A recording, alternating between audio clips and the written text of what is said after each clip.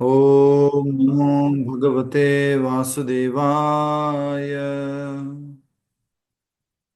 ओम नमो भगवते वासुदेवाय।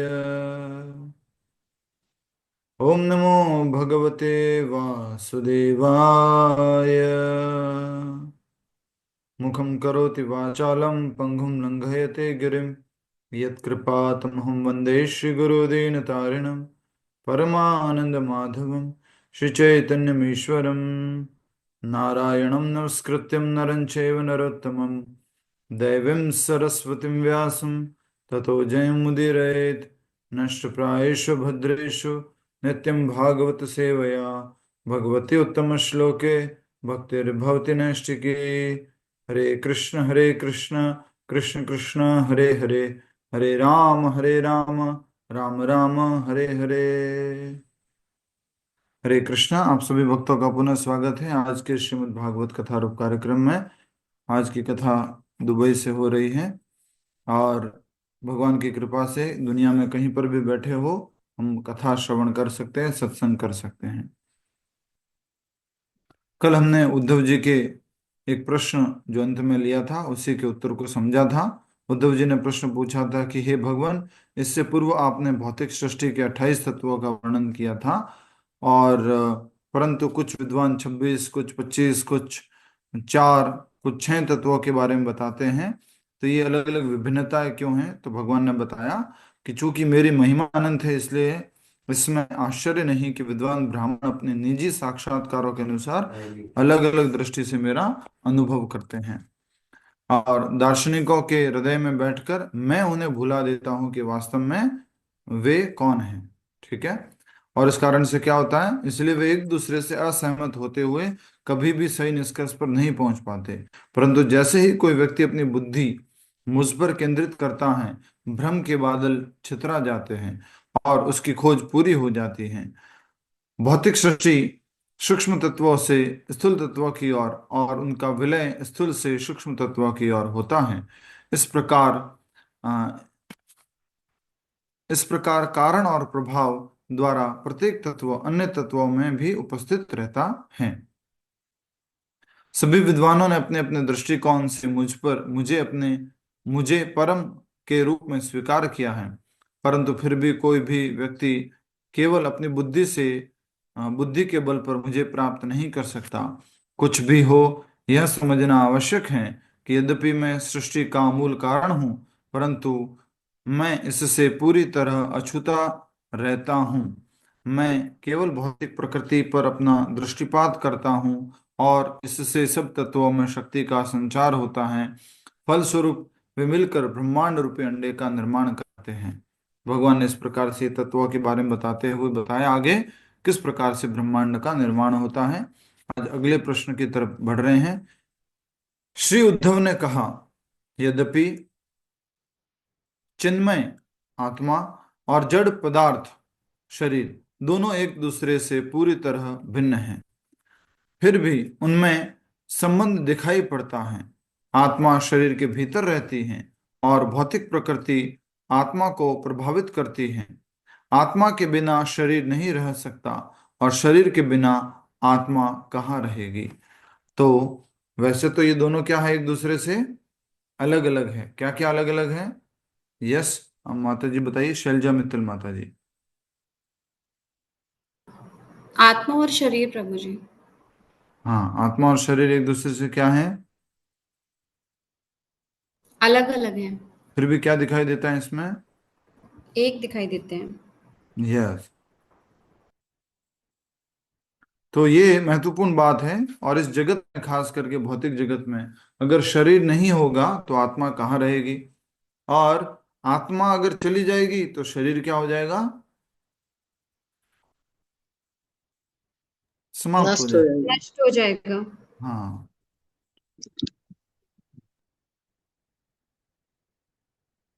शरीर जो है समाप्त हो जाएगा। इसलिए आत्मा और शरीर में शाश्वत संबंध है। और इसी बात को हम यहाँ पर समझने का, भगवान के द्वारा जो समझाया जा रहा है उसको समझ रहे हैं। और देखिए आगे क्या बताया जाता है। हरिनाम भगवान बता रहे सॉरी हैं, उद्धव जी बता रहे हैं? सॉरी प्रभु जी। जय जय श्री कृष्ण। जय श्री सॉरी। कृष्ण। कौन बता रहे? भगवान बता रहे हैं, उद्धव जी बता रहे हैं ये बात?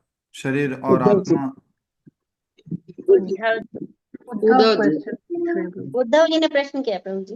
प्रश्न। उद्धव जी ने भी प्रश्न किया कि आ, शरीर और आत्मा भिन्न दिखते हैं, भिन्न है वास्तव में, लेकिन उनमें फिर भी संबंध दिखाई देता है। अगर शरीर नहीं है तो आत्मा कहाँ रहेगी, और आत्मा अगर चली जाएगी तो शरीर क्या हो जाएगा? नष्ट हो जाएगा। ठीक है, आगे बढ़ते हैं। हम इसी बात को समझते हुए भगवान के उत्तर को समझने का प्रयास करेंगे। उससे पहले एक बार और कुछ बात बता रहे हैं उद्धव जी। हे कमल नयन श्री कृष्ण, कृपया अपनी अपरिमित तर्क बुद्धि द्वारा मेरे हृदय में उपजी इस शंका का समाधान करें। आप ही आत्मा से संबंधित इस ज्ञान को उजागर करने वाले हैं, और आप ही इस ज्ञान को छिपाने वाले हैं। तो कृपया करके भगवान आप बताइए, आप ही बता सकते हैं, इसके बारे में और कोई नहीं बता सकता, क्योंकि आत्मा और शरीर में जो भेद बताने वाले वो आप ही हैं, इस ज्ञान को उजागर उजागर करने वाले आप ही हैं। तो दोनों अलग अलग हैं, लेकिन फिर भी इनमें संबंध है, संबंध दिखाई पड़ता है, क्योंकि एक दूसरे के बिना नहीं रह सकते हैं। हे कमल नयन, सॉरी पढ़ लिया हमने। भगवान श्री कृष्ण ने कहा, भौतिक प्रकृति और उसके भोक्ता पुरुष दोनों बिल्कुल भिन्न हैं, क्योंकि यह प्रकृति निरंतर परिवर्तनशील है। अपने तीन गुणों के आधार पर कार्य करती हुई यह प्रकृति विभिन्न वस्तुओं तथा उन्हें देखने के लिए विभिन्न भौतिक चेतना अथवा दृष्टिकोण को प्रकट करती है। ये हमने भगवत गीता में कौन से अध्याय में पढ़ा था? सेम बात को 13वें अध्याय में। ठीक है, सेम बात को हमने 13वें अध्याय में पढ़ा था। अब यहाँ पर क्या कहा गया है? भौतिक प्रकृति। अच्छा, तो भौतिक प्रकृति, हमारे इस शरीर को क्या बोला गया था 13वें अध्याय में?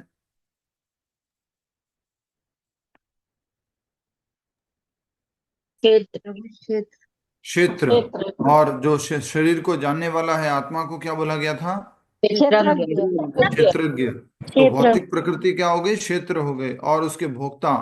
उसी प्रकार हमने प्रकृति और पुरुष भी समझा था। उसी अध्याय में क्या क्या समझा था हमने? क्षेत्र, क्षेत्रज्ञ, प्रकृति, पुरुष, ज्ञान, ज्ञेय, ये सारी बातें समझी थी। तो प्रकृति और उसके भोक्ता वो हो गई आत्मा। प्रकृति अर्थात शरीर, और उसका भोक्ता ये शरीर, शरीर का भोक्ता आत्मा।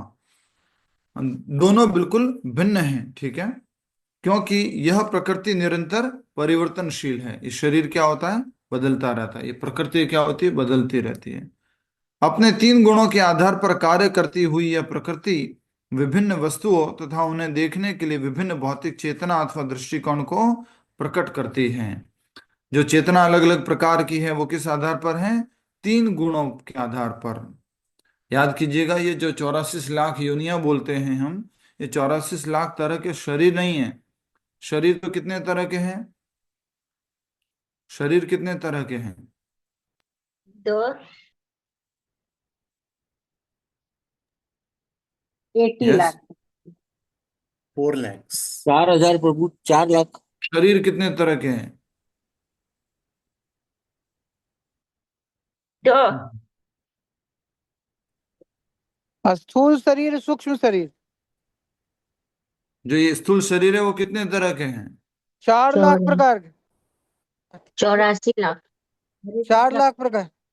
मनुष्य मनुष्य शरीर। शरीर 4 लाख का बोल रहे हैं।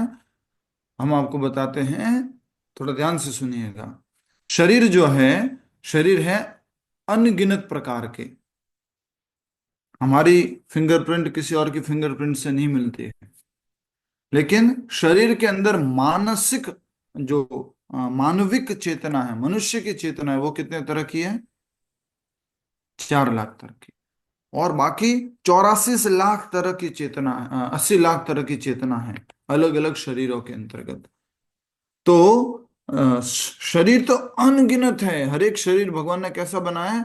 यूनिक बनाया है, अलग बनाया है। लेकिन चेतना अलग अलग है। इसलिए यहां पर कहा जा रहा है कि जो तीन गुण हैं वो किसके ऊपर प्रभाव डालते हैं? भगवान कह रहे हैं कि तीनों गुणों के आधार पर कार्य करती हुई और यह प्रकृति विभिन्न वस्तुओं तथा उन्हें देखने के लिए विभिन्न भौतिक चेतना तथा दृष्टिकोणों को प्रकट करती है। तीनों गुणों के आधार पर यह सब दृष्टिकोण आता है, हमारी चेतना बनती है। याद कीजिए प्रभुपाद जी ने बोला था 3 × 3 बराबर कितना हो गया? 9। 9 × 9 बराबर 81। इस तरह से कितना आता है? 84 लाख आता है। चेतना है 84 लाख तरह की, कॉन्सियसनेस है, योनिया। योनिया से मतलब है चेतना। फलस्वरूप प्रकट हुई सृष्टि के तीन पहलू होते हैं, आध्यात्मिक, आदि भौतिक, आदि दैविक। उदाहरण के लिए किसी वस्तु को देखते समय आंखों, आध्यात्म द्वारा दी गई दृष्टि अथवा सूर्य प्रकाश आदिदेव की सहायता से व्यक्ति किसी रूप अधिभूत को देखता है। बहुत बढ़िया। आज एक नया हमारे को आध्यात्मिक, आदि भौतिक और आदि दैविक का अर्थ जो है यहाँ समझ में आ रहा है, और बहुत ही सरलता से यहाँ पर समझाया गया है कि कैसे ये तीनों गुणों से प्रकट हुआ आदि आध्यात्मिक, आदि भौतिक और आदि दैविक जो हैं वो हम अलग अलग तरह से इसको देख सकते हैं, समझ सकते हैं। देखिए क्या कहा गया है, फलस्वरूप प्रकट हुई सृष्टि के तीन पहलू होते हैं, आध्यात्मिक, आदि भौतिक और आदि दैविक। उदाहरण के लिए किसी वस्तु को देखते समय हाँ आध्यात्म अध्यात्म आध्यात्मिक सॉरी अध्यात्म द्वारा दी गई दृष्टि, ठीक है। दृष्टि किसकी है? आदि आत्म अर्थात शरीर या मन की दृष्टि, वो आदि आत्म हो गया। सूर्य प्रकाश वो क्या हो गया? आदिदेव, उसकी सहायता से किसी व्यक्ति किसी रूप, रूप मतलब क्या हो गया? कोई भी रूप ले लिया, जैसे कि हम ले लेते हैं ये घर ले लेते हैं जहां हम बैठे, ये ले लेते हैं, ये देख लेते हैं, ये क्या है? महाप्रसादम का बॉक्स है, ये भी आप देख पा रहे हैं। क्यों? ये क्या है? लास्ट में देखेंगे तो अधिभूत। अधिभूत मतलब दूसरी वस्तु है, दूसरे जीव जंतु, तो ये दूसरी वस्तु हो गई। पर ये कैसे देख पा रहे हैं? आदिदेव के कारण। और आदिदेव क्या है? देवी देवता, प्राकृतिक शक्तियां, वो सूर्य देव हैं। और वो सूर्य देव की रोशनी का उपयोग कौन कर पा रहा है? आध्यात्मिक। आध्यात्मिक मतलब ये शरीर और मन, तो आंखें उपयोग कर रही हैं, और सूर्य देव जो सहायता कर रहे हैं एक आदिभूत वस्तु को देखने के लिए। परंतु जिस प्रकार सूर्य स्वयं प्रकाशित हैं, इसी प्रकार परमात्मा भी किसी अन्य वस्तु पर निर्भर नहीं करते। वे स्वयं में पूर्ण हैं और उन्हें किसी बाह्य सहायता की आवश्यकता नहीं पड़ती है। तो हम जो आत्मा है उसको तो सहायता चाहिए होती है, किसकी? किसी न किसी चीज की सहायता चाहिए होती है। लेकिन जो परमात्मा है उनको किसी भी चीज की आवश्यकता नहीं है, स्वयं प्रकाशित है, और उन्हीं परमात्मा के कारण हमारा अस्तित्व है। याद करो वो एग्जाम्पल, अगर किसी को याद आ गया एग्जाम्पल, हम परमात्मा है तभी सब कुछ है हमारे जीवन में, नहीं तो कुछ भी नहीं है। किसी को उदाहरण याद आया? परमात्मा के बिना हम कुछ भी नहीं कर सकते। उदाहरण याद आया? एक पेड़ पे दो लोग हाँ हर एक पेड़ पे दो चिड़िया जो अरे हरे। मैया, बोल तो ठीक बात रहे हैं, लेकिन उपयोग क्या है इसका? एक पेड़ पे दो पक्षी, प्रश्न का उत्तर भी तो होना चाहिए। याद करो, परमात्मा के कोशिश अंश। करो। हरे कृष्णा प्रभु जी, हम लोग परमात्मा के अंश आत्मा है। अंश माता जी आप गीता क्लास में नहीं थे ना, तो आपको वैसे भी उत्तर नहीं मालूम होगा इसका। हम प्रश्न क्या पूछ रहे हैं? बिना परमात्मा के सहयोग के इस जगत में हम कुछ भी नहीं काम कर सकते। क्या उदाहरण दिया था हमने इसका? मोबाइल वाला प्रभु जी, हाँ मोबाइल वाला। हाँ, यस, वेरी नाइस, हरे बोल, हरे कृष्णा, थैंक यू माता जी। तो उदाहरण ये था, देखिए यहाँ पर ये है, समझने के लिए मैंने बताया था, ये है परमात्मा। ये कौन है? ये वाला हाथ आत्मा, और ये वाला हाथ क्या है? भौतिक वस्तु। तो मैं इस नीचे वाले हाथ को स्पर्श कर रहा हूं, किसकी सहायता से? परमात्मा के साथ परमात्मा की सहायता से। मोबाइल की सहायता से मैं स्पर्श कर रहा हूं। उसी प्रकार इस भौतिक जगत में हम कोई भी कार्य करते हैं, कुछ भी सोचते हैं, कुछ भी हो, जैसे मैंने ये किया, अभी देखिए इधर आप, ये हाथ लाया पास में इधर और इसको ऐसे उठाया, इसमें भी परमात्मा का सहयोग है। हर एक कार्य को करने के लिए परमात्मा के सहयोग के बिना कुछ भी कार्य नहीं होता है, कुछ भी कार्य नहीं होता। इस बात को अच्छे से समझ लीजिएगा। मैंने बताया था आपको, फिर से याद कीजिए, मैं फिर से याद करवाता हूं आपको, बार बार याद करने से याद होगा। आत्मा इच्छा करती है, प्रकृति उसको हमारे पूर्व कर्मों के आधार पर, पूर्व कर्मों के बैलेंस के आधार पर, परमात्मा के सैंक्शन पर पूरा करती है। समझ में आया कुछ? ये लाइन लिखवाई हुई है मैंने पूरी की पूरी भगवद गीता क्लास में। आत्मा इच्छा करती है, परमात्मा प्रकृति को आदेश देते हैं पूर्व जन्म के कर्मों के आधार पर कि ये इच्छा पूरी हो, तो वो प्रकृति क्या करती है? पूरा करती है। अब देखिए, फिर से बोलता हूं मैं, ये देखिए, ये प्रसादम का बॉक्स है, मुझे उठाना है, ठीक है? तो मैं ये उठाना है, मैंने इच्छा की मुझे उठाना है, और पूरा कौन कर रहा है इस इच्छा को? प्रकृति पूरा कर रही है। प्रकृति कौन है यहाँ पर रेशमा माता जी? प्रकृति कौन है? प्रभु जी शरीर। शरीर प्रकृति है। आत्मा ने इच्छा की, प्रकृति अर्थात ये शरीर जो है वो उसको इच्छा को पूरा करेगा, पर किस आधार पर पूरा करेगा? अगर हमारे कर्म बैलेंस में वो हमारा अलाउ कर्मा बैंक अगर अलाउ करेगा, परमात्मा अगर सैंक्शन करेंगे, तो हम इसको उठा पाएंगे। नहीं तो एक दिन ऐसा आएगा, शरीर है, सब कुछ है, सुविधा है, सब कुछ है, लेकिन हम उठा नहीं पा रहे, उठा नहीं पा रहे। इस बात को समझना जरूरी है। तो परमात्मा ने सैंक्शन जो कुछ भी है बिना, और उसका एक और कारण दिया था, आपको याद आ रहा हो तो, किसी को याद आया एक और कारण क्यों बिना परमात्मा की सहायता के हम कुछ भी नहीं कर सकते? इसका एक और कारण समझाया था, कौन बताएगा? यही मोबाइल वाले उदाहरण से ही था, बताओ। ये कोई जयलक्ष्मी मोबाइल माता, का नंबर जयलक्ष्मी माता। आत्मा जो है आध्यात्मिक है, वो सीधा भौतिक को टच नहीं कर सकती, वो परमात्मा के द्वारा टच कर सकती है। परमात्मा दोनों को टच कर सकती है। कितनी तालियां बताओ माता जी आपके लिए। दोनों हाथों से सल्यूट है आपको, हरि बोल। आप कहते हैं मेमोरी नहीं है। आत्मा क्या है? आध्यात्मिक है, ध्यान से सुनिएगा। और शरीर क्या है? भौतिक है। आत्मा डायरेक्टली शरीर को स्पर्श नहीं कर सकती है। आत्मा इस शरीर में कहीं पर भी चिपकी हुई नहीं है, कहीं पर भी चिपकी हुई नहीं। आत्मा आध्यात्मिक है, शरीर भौतिक है, कहीं पर भी संपर्क नहीं हो सकता है। उन दोनों को संपर्क में लाने के लिए एक ही चीज आएगी, वो क्या? कि जो आत्मा को भी स्पर्श कर सकती है और जो शरीर को भी स्पर्श कर सकती है, जो है वो मोबाइल वाला एग्जांपल जो दिया था, अगर आपको याद आ रहा है, समझ में आ गया? वेरी इंपॉर्टेंट प्रिंसिपल है ये देखिए, ये हाथ कभी भी नीचे वाले हाथ को स्पर्श नहीं कर सकता है, लेकिन बीच में एक ऐसी चीज है जो इस हाथ को भी स्पर्श कर रहा है और इस हाथ को भी स्पर्श कर रहा है, तब जाके ही कोई भी कार्य संपन्न हो पाएगा। इसलिए परमात्मा का सैंक्शन अत्यंत आवश्यक है। इसी प्रकार परमात्मा किसी इसलिए परमात्मा किसी पर निर्भर नहीं रहते हैं, ये बिंदु क्यों आया था? पर आत्मा निर्भर रहती है परमात्मा के ऊपर। हाँ, अब देखिए, श्री उद्धव ने कहा, हे स्वामी, सांसारिक लोग निश्चित ही आपके पथ से भ्रष्ट होते हैं।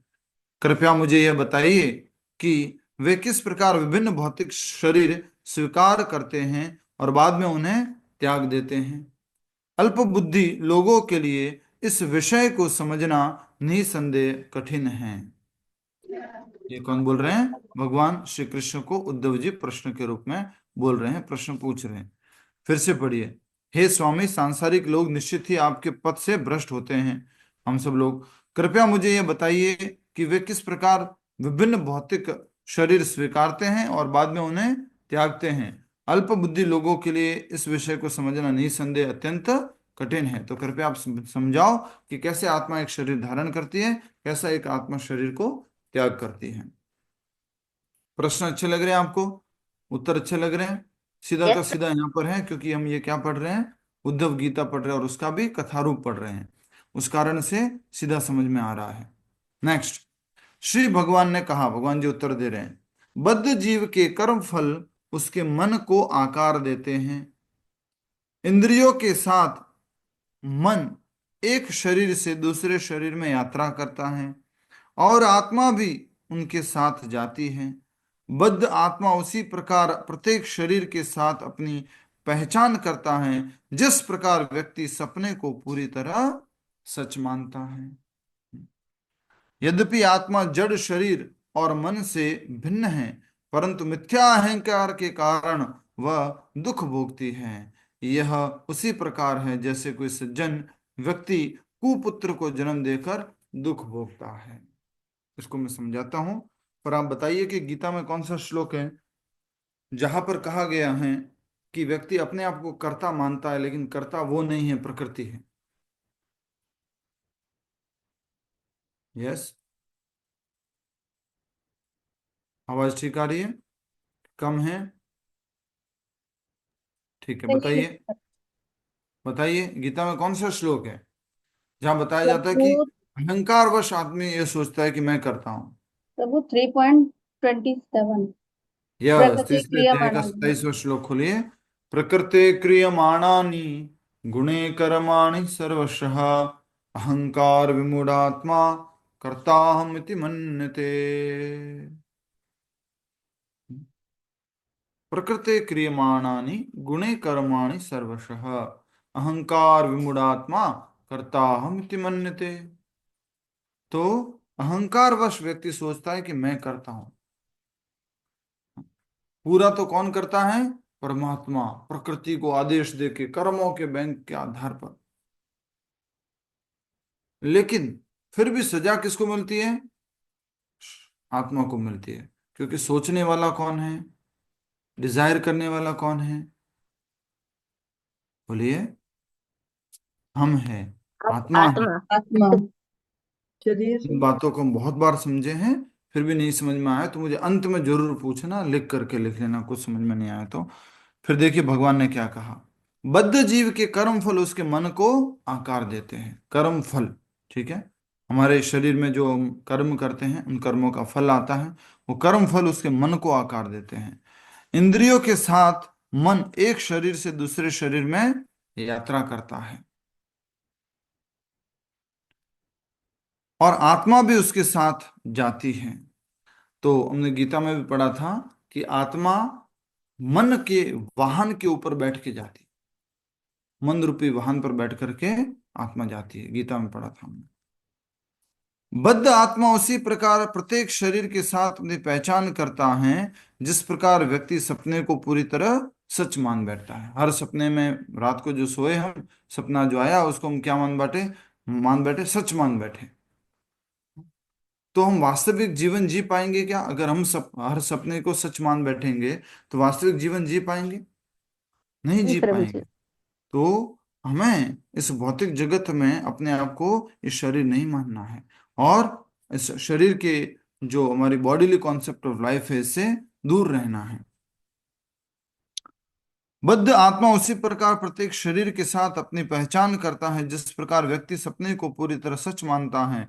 यद्यपि आत्मा जड़ शरीर और मन से भिन्न है, परंतु मिथ्या अहंकार के कारण वह दुख भोगती है। मिथ्या अहंकार क्या है? कि मैं ये शरीर हूं। आत्मा का मिथ्या अहंकार क्या है? कि मैं ये शरीर हूं। यह उसी प्रकार है जैसे कोई सज्जन व्यक्ति कुपुत्र को जन्म देकर दुख भोगता है।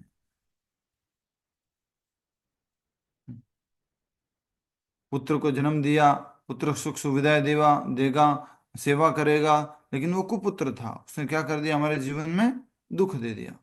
अलग अलग प्रकार से उसको देख करके, उसकी बातें सुन करके हम दुख भोगते हैं। उसी प्रकार आत्मा जो है वो आध्यात्मिक है और शरीर क्या है? जड़ है। और मन क्या है? वो भी भौतिक है। लेकिन जब आत्मा जड़ शरीर और मन से भिन्न है और फिर भी मिथ्या अहंकार वश जब आत्मा ये सोचती है कि मैं क्या हूं? शरीर हो तो वो क्या भोगती है? दुख भोगती है। ठीक है। कहीं कहीं थोड़ा सा कनेक्शन मिस हो रहा है, बट थोड़ा सा हम चल चल लेंगे, जैसे कि ये प्रभु जी, कुपुत्र वाला हाँ। प्रभु जी, जो लिखा है इंद्रियों के साथ मन एक शरीर से दूसरे शरीर में जाता है, और आत्मा, मतलब आत्मा और मन बुद्धि जाते हैं, पर इंद्रियां कैसे साथ में जाती हैं प्रभु जी?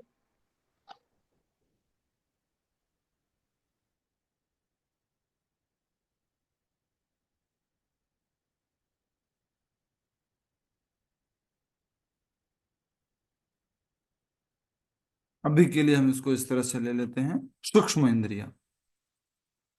ठीक है, क्योंकि वास्तव में जो हमने अभी पढ़ रहे हैं उसका भी अर्थ यही होगा, और भगवत गीता में पढ़े थे वो भी इसका अर्थ ये है कि ये शरीर और इस शरीर की इंद्रिया तो यही रह जाती है, लेकिन मन, बुद्धि, अहंकार और उसके साथ में आत्मा जो है एक शरीर से दूसरे शरीर में प्रवेश करता है। तो अगर यहाँ पर इंद्रियों की बात कह रहे हैं किसी प्रकार से, तो इसको हम समझ लेते हैं सूक्ष्म इंद्रिया। ठीक है। जी, इसमें अपने गीत भागवतम में तो कहा हुआ है, भगवान कृष्ण ने कहा मनुष्यों का भौतिक मन सकाम कर्मों के फल से निरूपित होता है। वह 5 इंद्रियों के साथ एक शरीर से दूसरे शरीर में विचरण करता है। यद्यपि आत्मा मन से भिन्न है, किंतु वह उसका अनुगमन करता है। हरे कृष्ण। वही अनुगमन करना, अर्थात आत्मा ये सोचना कि मैं शरीर हूँ, मैं ये मन हूँ, मैं बुद्धि हूँ। तो अभी के लिए हम जो ले रहे हैं, ये जो इंद्रियां हैं, 5 इंद्रियां, ये सूक्ष्म इंद्रियां। आंखों से देखने का भाव, जैसे कि देखिए, आंखें बंद कीजिए, वृंदावन चलिए, लेफ्ट लीजिए, वहां पर मेन गेट आ गया है, जहाँ लिखा हुआ मेरो वृंदावन। वहां से सीधे आगे बढ़िए, बहुत बड़े बड़े नीलगिरी के पेड़ हैं। राइट साइड में जो है वैष्णो माता धाम मंदिर है। सीधे आगे चलते रहिए, आगे एक और द्वार आ जाता है जो गौ रक्षा के बाद बोला गया है। फिर आगे बढ़िए, लेफ्ट की तरफ वृंदावन चंद्रोदय मंदिर का गेट आ गया है, सीधे चलते रहिए। हरे कृष्ण। तो हम ये आंखें से नहीं देख रहे, लेकिन फिर भी आंखें से अंदर से देख रहे हैं। वो क्या है? सूक्ष्म इंद्रिया, अंदर वाली इंद्रिया। ठीक है। दीपक की लौ, नदी के जल तथा वृक्ष पर फल, इन दोनों के समान जड़ शरीर अनेक परिवर्तनों से गुजरता है। दीपक की लौ, ठीक है, नदी के जल तथा वृक्ष पर फल, इन दोनों के समान जड़ शरीर अनेक परिवर्तनों से गुजरता है। ये तो 3 उदाहरण हो गए, 2 लिखा है इन्होंने। दीपक की इन लौ, तीनों के समान प्रभु जी। इन तीनों के समान होना चाहिए ना।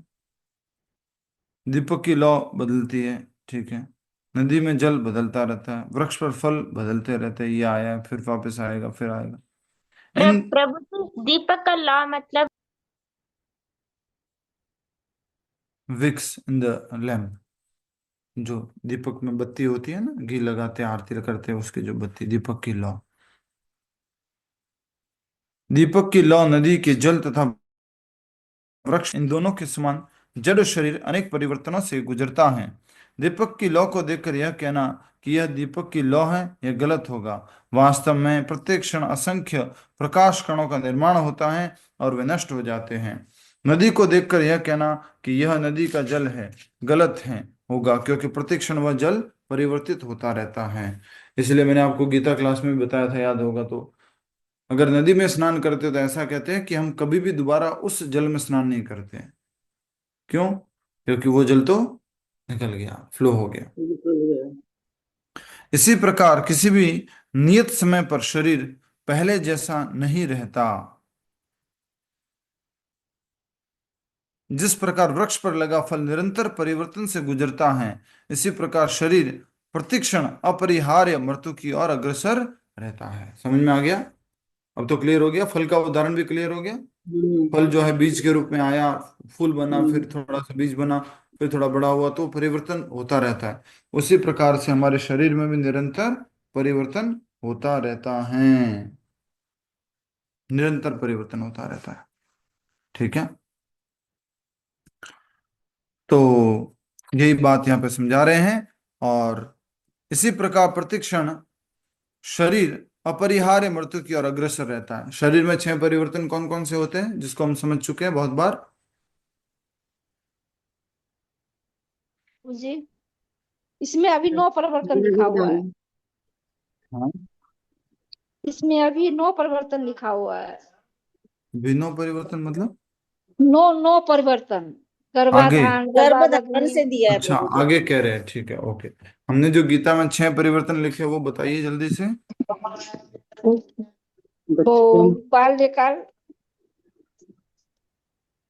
बोलिए पांच नींबू वर्ष का की मत अवस्था, जी। 5 वर्ष की अवस्था में बाल प्लस बच्चा जन्मता है। उसके बाद थोड़ा बड़ा होता है तो उसको बाल्यकाल कहा जाता है। उससे बड़ा होता है यौवन कहा जाता है। उससे बड़ा होता है तो धन्यवाद माता जी, बहुत बढ़िया। तो जन्म, बोलिए रेशमा माता जी। प्रभु जी, जन्म, फिर ग्रोथ, फिर stability, production of by products, deterioration and death. Yes, तो सबसे पहले क्या होता है, शरीर पैदा होता है। उसके बाद में शरीर बढ़ता है, दूसरा परिवर्तन। तीसरा परिवर्तन, शरीर एक जैसा रहता है। चौथा परिवर्तन, इस शरीर से और दूसरे शरीर बनते हैं। पांचवा परिवर्तन, शरीर झरझर होना शुरू होता है, शरीर जो है कमजोर होना शुरू हो जाता है। और लास्ट वाला परिवर्तन क्या है, मृत्यु। ठीक है। गर्भधारण, गर्भावधि, जन्म, शेषावस्था, बाल्यावस्था, यौवन, अधेड़ अवस्था, वृद्धावस्था तथा मृत्यु, ये शरीर की 9 अवस्थाएं हैं। अज्ञानतावश बद्ध जीव को शरीर मान बैठता है, सॉरी, अज्ञानतावश बद्ध जीव स्वयं को शरीर मान बैठता है और केवल सौभाग्यशाली व्यक्ति ही इस मानसिक भ्रम से मुक्त हो पाता है। अपने पिता अथवा दादा की मृत्यु देखकर तथा अपने पुत्र का जन्म देखकर व्यक्ति जड़ शरीर के सत्य को समझ सकता है। तो क्या कहा गया है यहाँ पर कि सौभाग्यशाली व्यक्ति क्या समझता है अपने आप को, और वो किस भ्रम से मुक्त रहता है। ममता पटेल माता जी, सौभाग्यशाली व्यक्ति कौन से भ्रम से मुक्त रहता है। मैं शरीर हूँ, आत्मा अलग है। हम्म। सौभाग्यशाली व्यक्ति समझ सकता है कि मैं और आत्मा और शरीर अलग है। यस, और जो जो मूर्ख व्यक्ति है वो क्या समझता है, मैं शरीर को ही आत्मा। अज्ञानतावश जो है, यहाँ लिखा हुआ है अज्ञानतावश बद्ध जीव स्वयं को शरीर मान बैठता है, अज्ञानतावश। और केवल सौभाग्यशाली व्यक्ति ही इस मानसिक भ्रम से मुक्त हो पाता है अपने पिता अथवा दादा की मृत्यु देखकर। इसको समझाइए शैलजा मित्तल माता जी।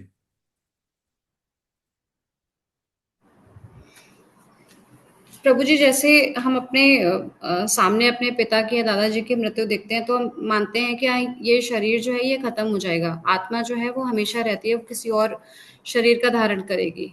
आत्मा और शरीर दोनों अलग अलग हैं। जी, मतलब ये और उदाहरण दिया है, गया ना। शरीर ये है कि कभी एक समान नहीं रहता है, कभी शरीर नहीं रहेगा, शरीर खत्म एक और होगा। उदाहरण दिया ना आगे, पुत्र का भी उदाहरण दिया है।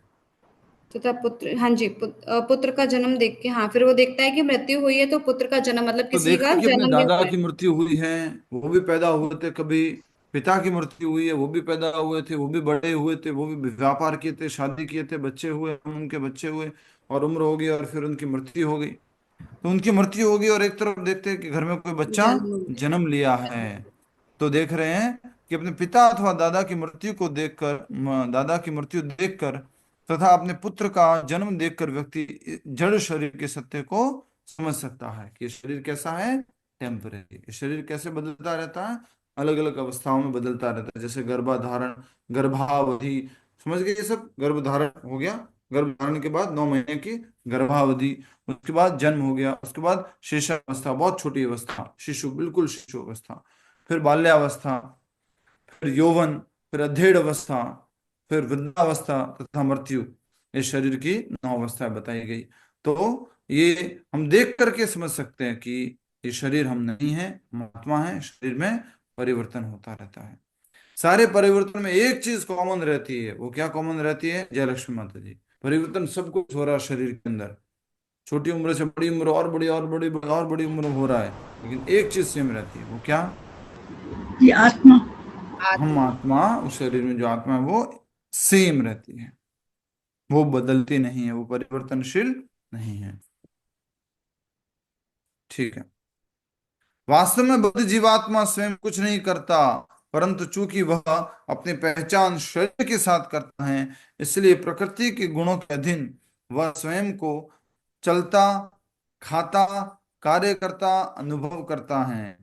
यह इसी प्रकार है जिस प्रकार एक ही स्थान पर खड़े वृक्ष जल की लहरों पर चलायमान प्रतीत होते हैं, परंतु जब तक बद्ध जीव शारीरिक चेतना में मग्न रहेगा, तब तक उसका मोह नष्ट नहीं होगा। यह उस दुस यह उस दुस्वप्न के समान है जो तब तक रहेगा जब तक व्यक्ति नींद से जगेगा नहीं। हरी बोल। बहुत सुंदर बात बताई है। किसी को समझ में आई ये बात? कौन बताएंगे? संतोष गोयनका समझाने की कोशिश कीजिए, क्या समझ में आया?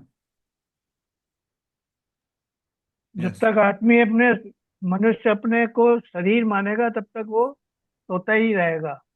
जिस दिन उसे समझ में आ गया वो शरीर नहीं है, तब वो नींद से जागा हुआ। और भी बातें लिखी है ना? और वो खाता है पीता है, शरीर जैसे वृक्ष है, एक जगह खड़ा है, वहीं वो खाता रहता है, पीता रहता है, वहीं खड़ा रहता है, उसका कोई मूवमेंट नहीं है। यस, कौन बताएगा? सुशील जी समझाइए इसको।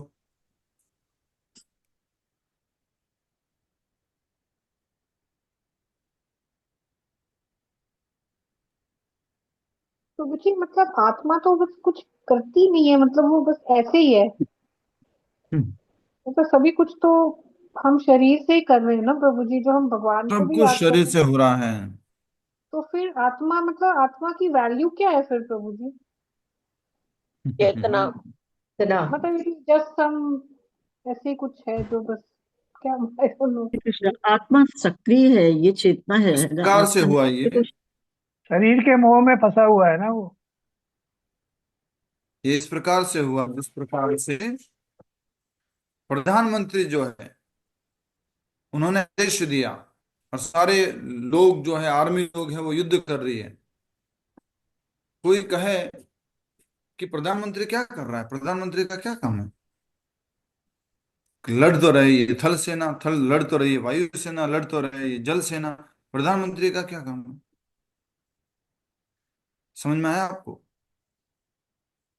डिजायर, इच्छा करने का कार्य कौन कर रहा है? आत्मा। इस कारण से ही आत्मा को अलग अलग शरीरों में जाना पड़ता है और अलग अलग प्रकार की सजा, दुख, दर्द सहन करना पड़ता है। इच्छा भी गलत कर रही है अभी। क्यों? क्योंकि अपने आप को क्या मान लिया? ये मन, ये शरीर, ये बुद्धि, इस कारण से इच्छा भी गलत हो रही है। इच्छा भी कौन कर रहा है? मन कर रहा है। पर वो मन जो है, वो भी इसके साथ, आत्मा के साथ में मन ने अपने आप को ये आत्मा ने अपने आप को इस मन को स्वीकार कर लिया। जैसे कि उदाहरण के लिए, आप सबके पास घोड़ा है, ठीक है? समझने के लिए, आप सबके पास घोड़ा है। क्या हर एक का घोड़ा एक जैसे काम करेगा? मेरा घोड़ा जैसे मैंने ट्रेंड किया वैसे काम करेगा, उनका घोड़ा उन्होंने जैसे ट्रेंड किया वैसे काम करेगा। वैसे मेरी आत्मा के साथ जैसा मन जुड़ा हुआ है, पूर्व जन्मों से जो चलता हुआ आ रहा, 3 गुणों के कर्मों के अनुसार जो चलता हुआ आ रहा है, वो उसी प्रकार की इच्छाएं करेगा।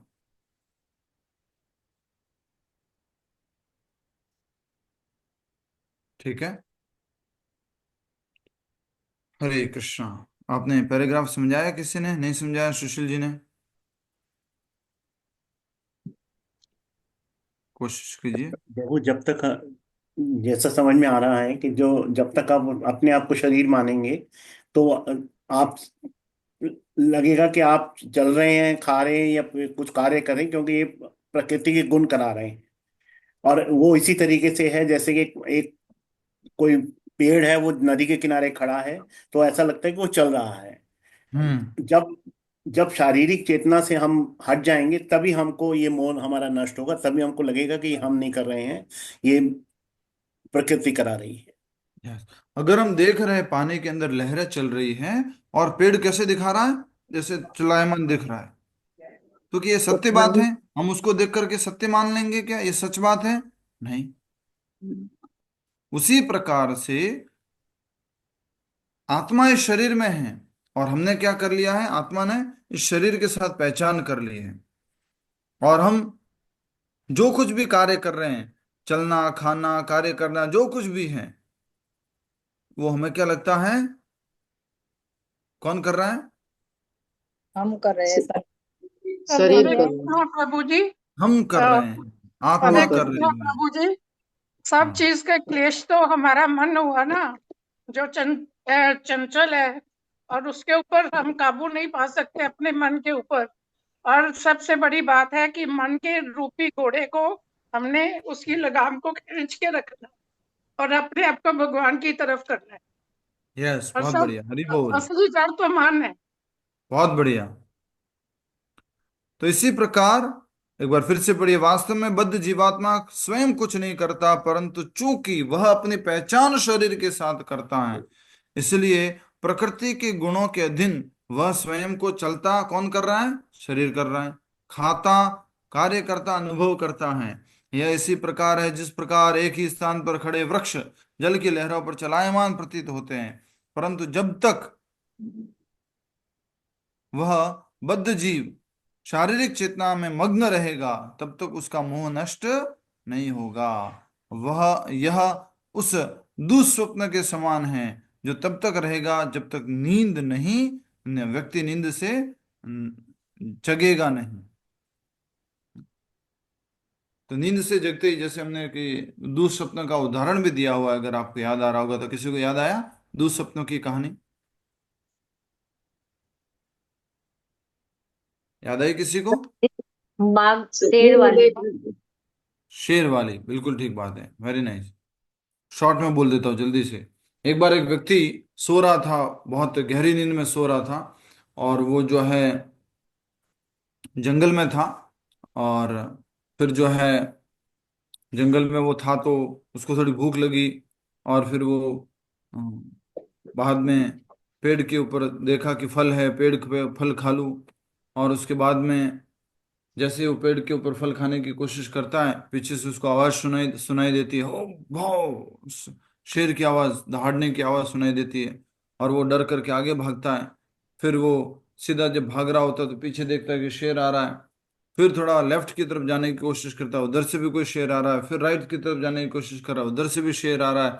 तीनों तरफ से अटैक हो रहा है शेरों का, अब क्या करे क्या करे।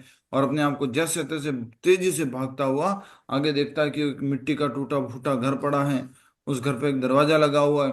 उस घर के अंदर वो दौड़ करके घुस जाता है, और जैसे ही दरवाजा बंद करके वो ऐसे ऐसे खड़ा रहता है दरवाजे के ऊपर, हाँ बच गया, बच गया। और जैसे ही वो आंखें खोलता है दरवाजा बंद करने के बाद, ममता पटेल माता जी ध्यान से सुनो, जब वो आंखें बंद की हुई जब थी उसकी, और फिर जैसे ही वो खोलता है आंखें, तो उसको सामने क्या दिखाई देते हैं, शेर दिखाई देता है उस घर के अंदर भी। तो आप सब लोगों को उस व्यक्ति को बचाना है, क्या करना चाहिए, ममता पटेल माता जी बताएंगे, और कोई मत बताए। उस व्यक्ति को आपको बचाना है। पीछे 3-4 शेर हैं, उस घर के अंदर सामने 3-4 शेर हैं, ममता पटेल माता जी। प्रभु जी मेरा ध्यान और कहीं और था। कोई बात नहीं, तो भी ये तो सिंपल स्टोरी है, आपको बताना पड़ेगा।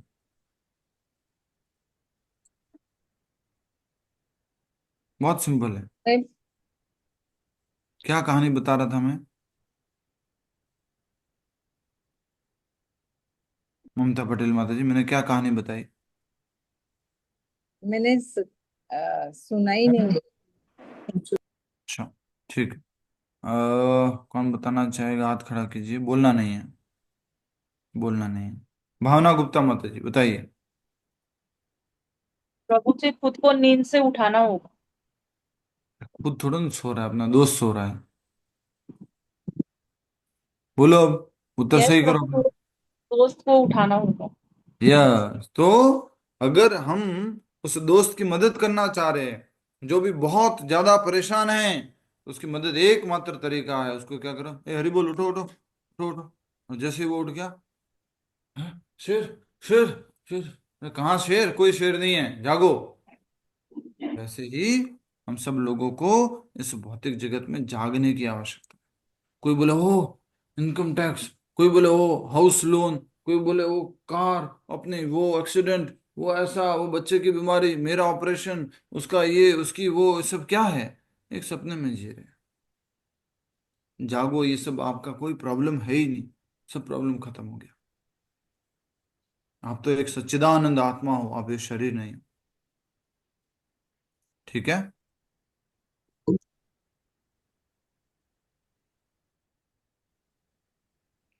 परंतु जब तक वह बद्ध जीव शारीरिक चेतना में मग्न रहेगा, तब तक उसका मोह नष्ट नहीं होगा। यह उस दुख स्वप्न के समान है, दुस्वप्नों के समान है, जो तब तक रहेगा जब तक व्यक्ति नींद से जगेगा नहीं। बस हमें नींद से जागने की जरूरत है, तभी हमारा मोह नष्ट हो जाएगा। हे प्रिय उद्धव, हे प्रिय उद्धव, भगवान कह रहे, हे प्रिय उद्धव, इसलिए जड़ शरीर के साथ इंद्रिय भोग करने का प्रयास मत करो, क्योंकि इससे आत्म साक्षात्कार के मार्ग में केवल भेज दिया जाएगा। इंद्र भोग करने का प्रयास, यूकन, हे सीरी, इसे बदलो जैसी चीजें भी कह सकते हैं, ऐसा नहीं।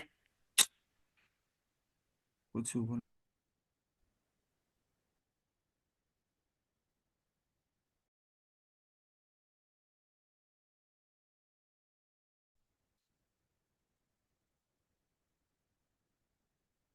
हे प्रिय उद्धव, इसलिए जड़ शरीर के साथ इंद्रिय भोग करने का प्रयास मत करो, क्योंकि इससे आत्म साक्षात्कार के मार्ग में अनेक बाधाएं उत्पन्न होगी।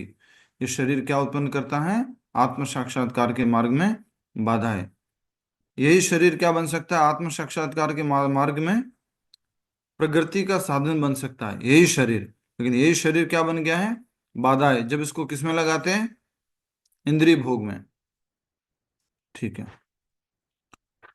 चाहे कोई तुम्हारा अपमान करे, मारे, लूटे, अपहरण करे, तुम्हारे ऊपर थूके अथवा मूत्र विसर्जन करे, फिर भी अपनी बुद्धि का प्रयोग करके तुम आध्यात्मिक स्तर पर दृढ़ रहना। कितनी बड़ी बात बोली है। क्यों बोल रही है सब बातें? क्योंकि हम क्या नहीं हैं? शरीर नहीं है। और अगर हम इस बात को अच्छे से समझ गए, तो कभी भी हम अपनी भक्ति से विचलित नहीं होंगे। कभी भी हम किसी बात का बुरा नहीं मानेंगे, कभी भी हम डिस्टर्ब नहीं होंगे।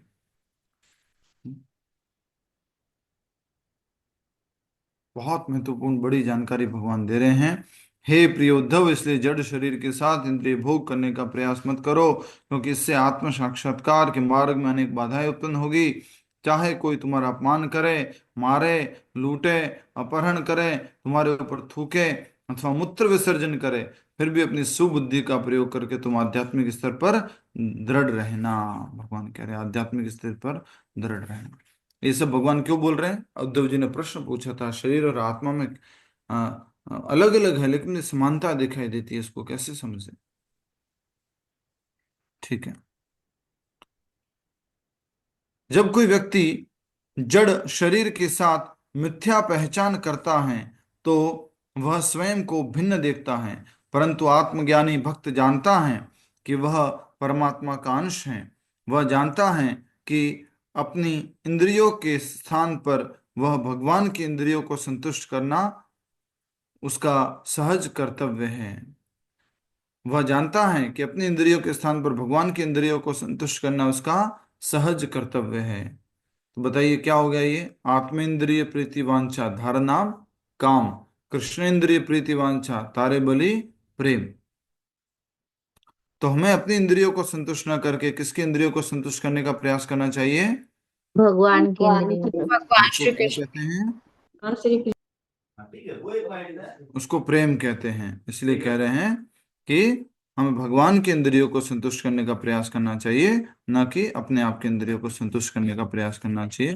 यहीं पर ये आज की कथा को हम समाप्त करते हैं और आगे जो है हम एक बहुत ही सुंदर उद्धव जी के प्रश्न को और भगवान श्री कृष्ण के उत्तर को, जो कि बड़ा है, उसको हम समझेंगे।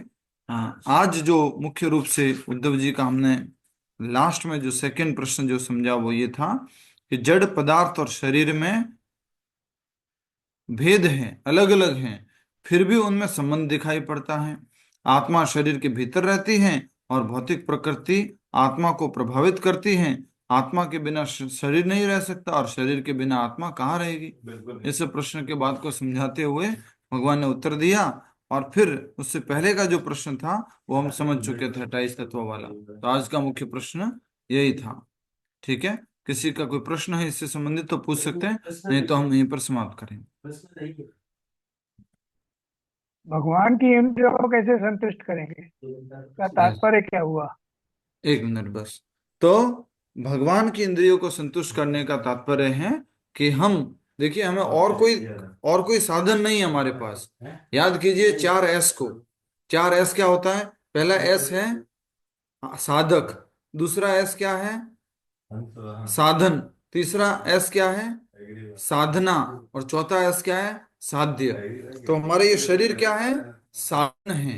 और इस शरीर के माध्यम से शरीर में क्या क्या आ गया? इंद्रिया आ गई, मन आ गया, बुद्धि आ गया, ये सब शरीर।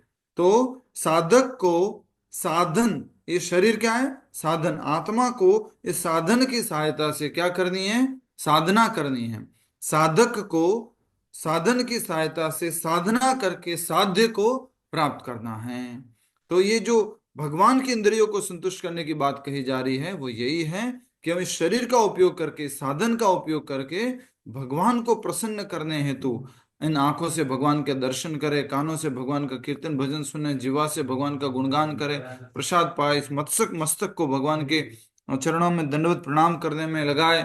जो हमने हमारे अमरीश महाराज ने जो बताया है कैसे हम इस शरीर और शरीर के अंगों को, इंद्रियों को भगवान की सेवा में लगा सकते हैं, उस प्रकार से हमें लगाना है। ठीक है, धन्यवाद। हरे नाम कृष्ण। जी। ठीक है, थैंक यू। हरे कृष्ण। जय श्रील प्रभुपाद। ग्रंथराज श्रीमद् भागवत महापुराण की जय। श्री श्री राधा वृंदावन चंद्र की जय। श्री हरिनाम संकीर्तन की जय। हरे कृष्ण महामंत्र की जय। श्रील प्रभुपाद की जय। निताय गौर प्रेमानंदे। हरि हरि प्रभु माला नहीं हुई है अभी। माता जी तो हरि हरि बोले तो बुलवाया।